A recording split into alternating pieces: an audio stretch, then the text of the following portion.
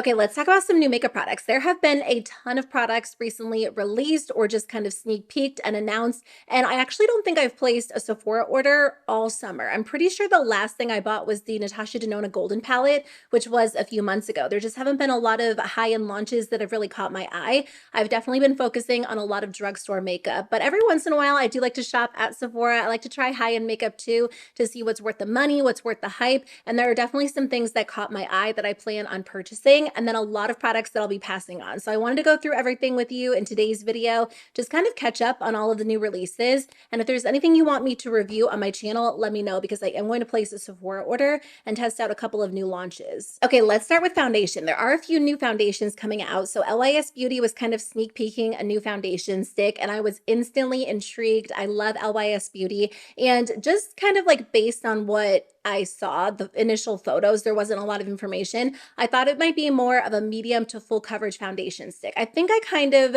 assumed it would be somewhat similar to the Hourglass foundation stick, which I actually haven't had in my collection for a few years, but I used to love that formula. I don't know exactly why I haven't tried it like over the last few years, probably just because it's expensive. And I do love a good liquid foundation, but I feel like these days I could definitely enjoy the fact that a foundation stick is so quick and easy. So anyway, they just released more information last night about the LYS Beauty one. It's going to be available on August 27th online and then in Sephora stores on August 30th. So this is actually called the Triple Fix Skin Tint, which is interesting. So I'm assuming it's going to be lighter coverage. They say that it is an all-in-one stick serum, primer, and foundation, and it's supposed to instantly wipe away the look of texture while giving skin a natural veil of coverage. So it's going to be available in 22 different shades. They say it's blendable, it's buildable, it's blurring, and it has a natural satin finish, which actually does sound really nice. I feel like these days I do love a good satin finish. The e.l.f. Soft Glam foundation has become my go-to, and it's kind of nice to have something that's not fully matte and something that's not overly glowy. And again, the idea of a foundation in a stick form just sounds really appealing because I feel like it will be so quick, so easy to use. I love the LYS Beauty bronzer stick. I'm wearing that today. Well, I have a little bit of powder bronzer on top too. I actually haven't tried their blush stick or their highlighter stick just because I haven't been buying a ton of cheek products this year.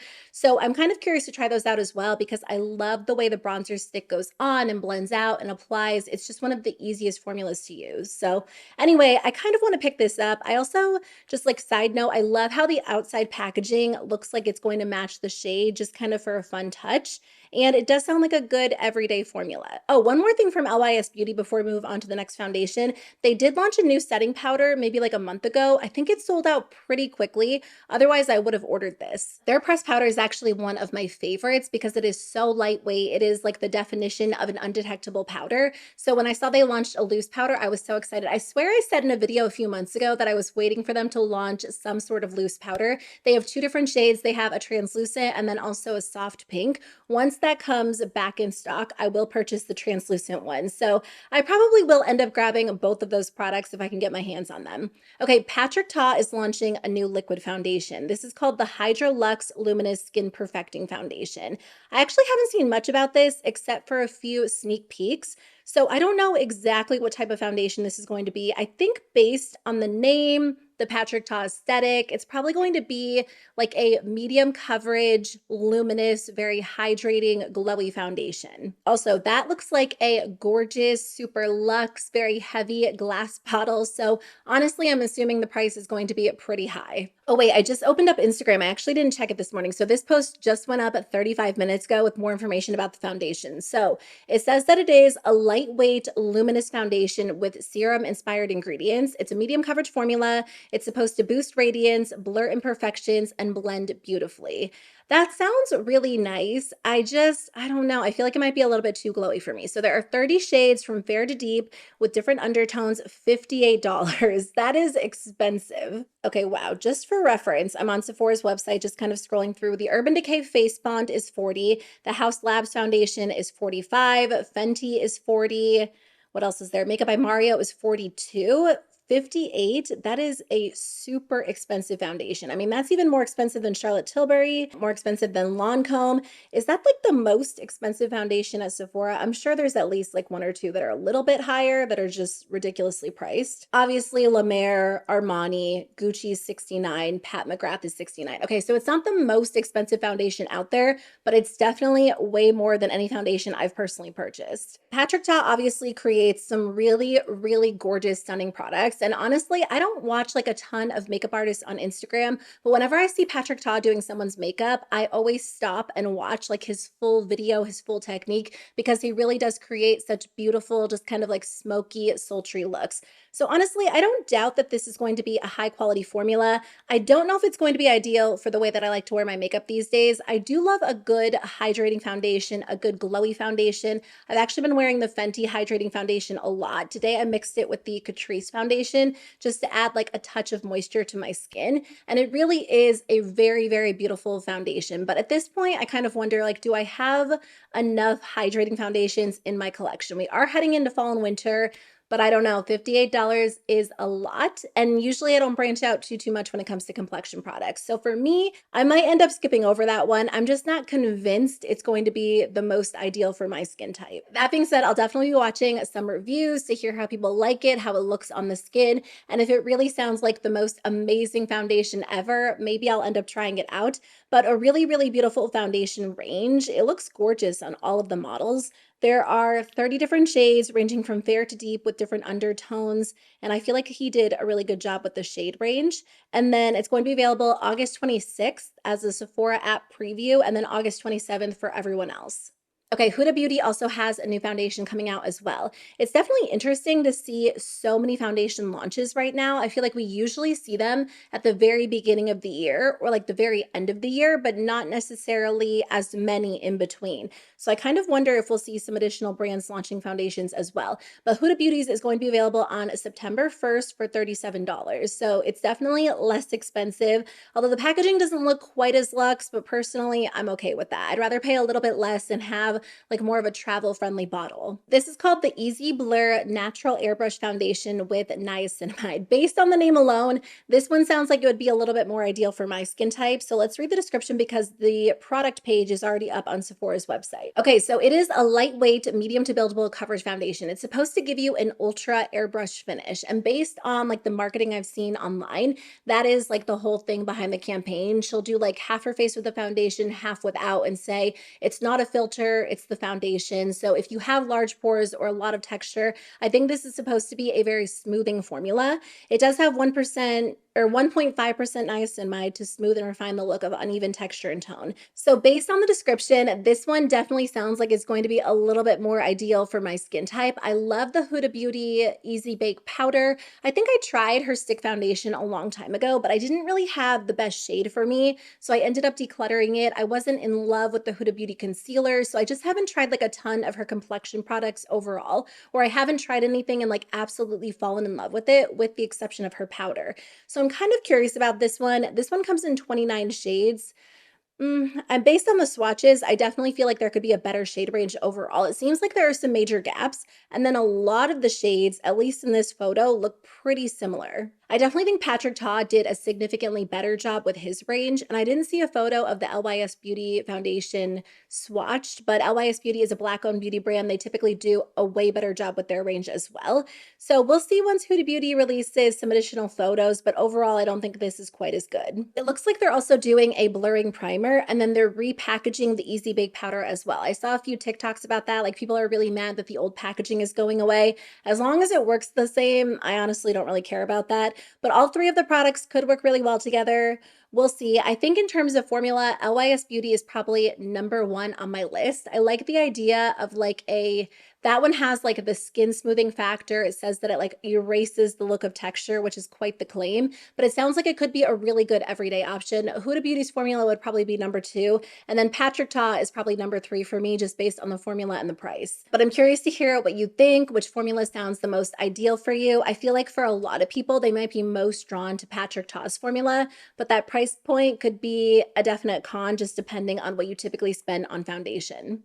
Okay, so there is a new Natasha Denona palette. As far as I know, this one actually didn't get leaked ahead of time. I didn't see anything about this until I opened Instagram yesterday and saw a picture, and Natasha Denona actually posted about it. So I was kind of surprised by this. I would not have predicted this as her next palette launch. I know she did the golden palette, which I do own, and then after that, I think there was like a mini one that had some pinky purple tones in it. And I don't really know what I would have predicted as her next mid-sized palette, but definitely not like another fully neutral palette. So this is called the I Need a Warm palette. It's coming on August 22nd online and then August 25th in stores. I can't help it. I really like this palette. To be completely honest with you, if she launched this palette, I would have purchased it. And then if she launched the golden palette afterwards, I would have skipped it. I actually have the golden palette on my eyes today because I was thinking about this one as I was looking at I Need a Warm. They're definitely different, and I do like golden eyeshadow, but I like this one so much better. I'm kind of curious to see them side by side, but the tones in this one are just so much more appealing to me. When she launched the golden palette, I was like, those are my tones, that is my palette. There was a time period where like gold eyeshadow was my absolute favorite, and if she launched the golden palette around the time she launched the bronze palette, I would have worn it nonstop.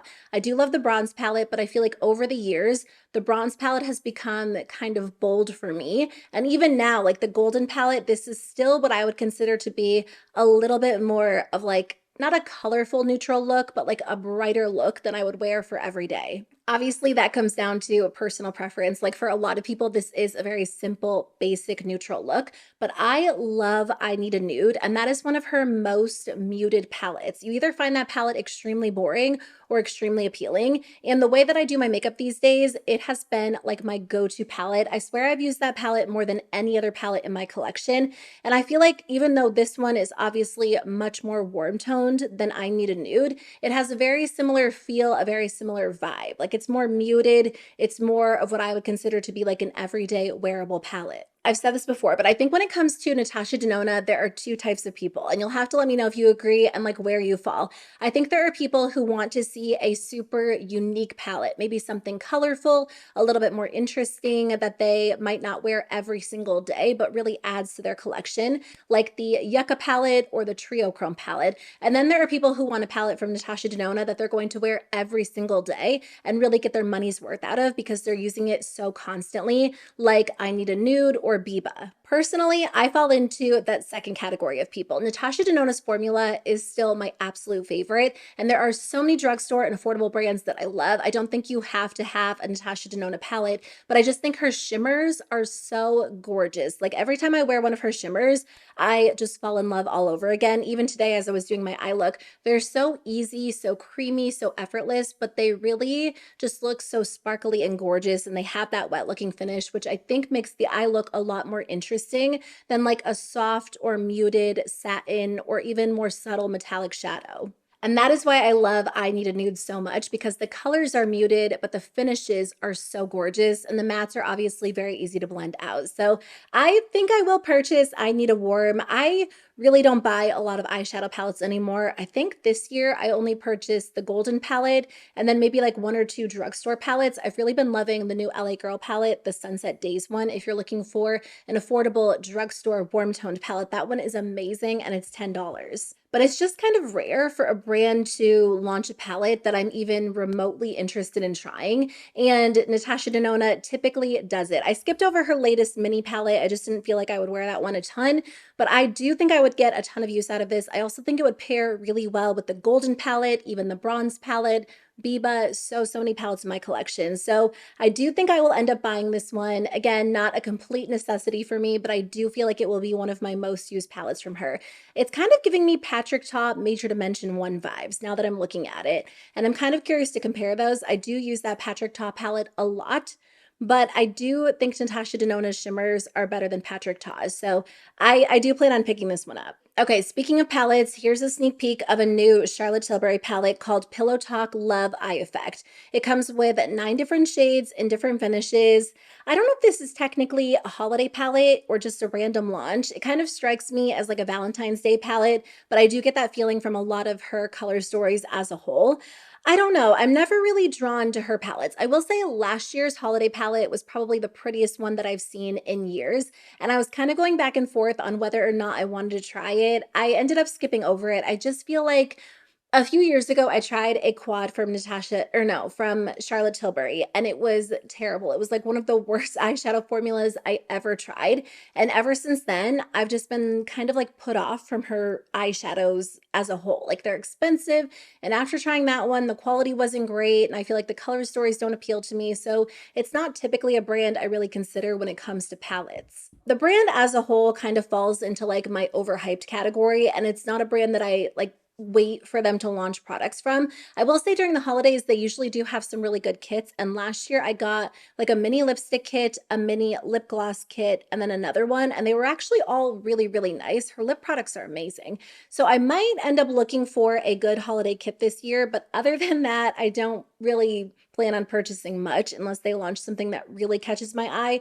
But overall, the brand as a whole tends to be a skip for me. Not that I haven't tried products I've loved. I just feel like her color stories don't typically pull me in. Okay, a few lip product launches. There is a new Milani lip oil available called Black Cherry Vanilla. This actually sounds amazing for the fall season, and they describe it as a shimmering black shade, which I think could be so pretty layered over like a nude lip liner, a nude lipstick, just to kind of cool it down. Typically, the Milani lip oils end up being pretty sheer, but some of the deeper ones just look amazing on the lips because they add like a touch of berry, a touch of color to the lips that a lot of lip oils don't. I feel like most lip oils are too sheer, whereas Milani's add like a little bit of color. So I'm curious to try this out. Oh, I just checked. It's actually up on Milani's website. Wow, the swatches look dark. I can't tell if the models have lip liner or lipstick underneath. It looks a little bit more purple toned on the lips, but when you see it lined up next to the other swatches, it definitely has like a deep brown, almost black tint to it. I kind of like it. I definitely think it's more unique compared to the other Milani lip oils. And the scent is probably amazing. Black cherry vanilla. I think I will grab this. It could be a really good option for fall. It looks like Summer Fridays is launching a new lip butter balm in hot cocoa, which does kind of feel like very appropriate if it is going to be a holiday launch. It's an interesting choice because I do feel like it could be pretty similar to some other existing shades. I have brown sugar, I have iced coffee or iced latte, whatever they launched recently, and then I also have, what's the other one? Brown, no, I can't think of what it is. Oh, vanilla beige. So I feel like they have a lot of brown toned lip glosses, which honestly, those are my favorite. Like those are my top three out of all of the ones I've tried. I also like vanilla, which is clear. I probably won't grab hot cocoa just because I do have so many. I feel like at this point, if I purchase a new Summer Fridays lip butter balm, it has to be something a lot different from what I already own. And I'm actually going away for the holiday season. Last year, they had two kits. They had a kit with three minis and then three full sizes, and I actually got both of them. I still have minis that I'm working my way through, and I obviously still have the full-sized ones too. And that is usually a really great way to try out different options without paying, what you would pay to buy them separately. Okay, Fenty has a few new launches, so I'm a little bit late to the game on this one. These have actually already been out for a little while, but I wanted to talk about them. They added a new product to their Gloss Bomb line. So this is the Gloss Bomb Stix High Shine Gloss Stick. It comes in 10 different shades. It retails for $25. At first, I was like, I swear they already had this product, so I thought they just kind of repackaged it. And then I was Googling it, and I couldn't find it anywhere. It looks like they have discontinued it. There are like a couple of shades left on Ulta's website, but the product I was thinking of is called the Slip Shine Sheer Shiny Lipstick. I actually think I still have one of those, and it's basically like a sheer glossy lipstick. So this new product does kind of sound like an updated version of that, but this one maybe has a little bit more pigment. It's a glossy medium pigment lipstick with luscious shine. They say it's made with vitamin E, shea butter, so it's supposed to be really moisturizing. I think based on what this looks like and the description, this might feel more like a lipstick rather than like an actual glossy balm. At first, I was like, oh, that's just another one of like the Makeup by Mario plumping lip serums or the Tarte Maracuja Juicy Lips. But I don't know. If you've tried this product, you'll have to let me know. Is it more of a glossy lipstick or more of like a gloss stick? I love the Fenty gloss bombs so, so much. So if it does lean more in the direction of an actual gloss, I definitely don't think I need this. And I guess if it is more of a pigmented glossy lipstick, that probably wouldn't be something I really need either, because I do tend to reach for either like a matte pigmented lipstick or a glossy sheer lipstick. I don't usually like a glossy pigmented lipstick because it just ends up making a mess.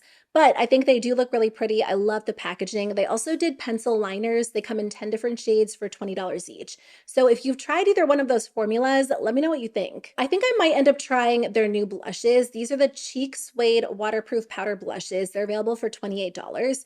So there are 8 different shades, 6 of them are matte, and then 2 of them are shimmer. I added this to my Sephora Loves list. It's not the type of product that I feel like I need to run out and buy right away. I kind of want to check these out in person. They're supposed to be waterproof, sweat proof, humidity resistant, and I mean, we are heading into the fall and the winter, but that still sounds really good. Blush formulas have come such a long way, but I remember when I first started filming YouTube videos, the very first high-end blush I ever bought was the Tarte Amazonian Clay Blush, and I got the shade, I can't remember if I got the shade Exposed or if I got like a lighter pink tone, but I was convinced like there was no drugstore blush out there that would actually last on my skin throughout the day. And it's so interesting to me because blush has come such a long way even since then. And now I feel like there are so many options that actually stay in place well. But this one does sound like it's supposed to last really well. It's supposed to be blendable. It's supposed to have the blendability of a cream and then the pigment of a powder. So I mean, truthfully, I have enough blush in my collection right now. I just filmed a video on all of my favorite blush formulas.